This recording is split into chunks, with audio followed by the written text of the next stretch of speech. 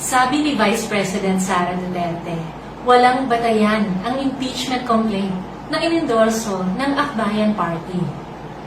Funny, for something she insists has no merit, it rattled her enough to release a video message. Not to answer the serious charges, pero para atakihin ang Akbayan at ang aming senadorang si Risa Ontiveros. She even called the complaint harassment. How can something she insists is baseless harass her? Ano ba talaga, ate?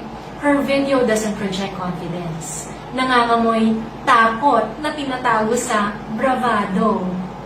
Paano ba naman siyang hindi matatakot? The prospect of Congress impeaching her grows more real by the day. Simple lang naman ang hinihingi sa kanya. Ipaliwanag ang pagwaldas ng pera ng bayan. Pero hanggang ngayon, sa kabila ng napakaraming palusot, ayaw at hindi pa rin niya maipaliwanag sino ba sina Mary Grace Piatos and friends at kung saan napunta ang over 612 million in confidential and intelligence funds. Tama na ang palusot, Madam Sara. Stop panicking and prepare to be impeached.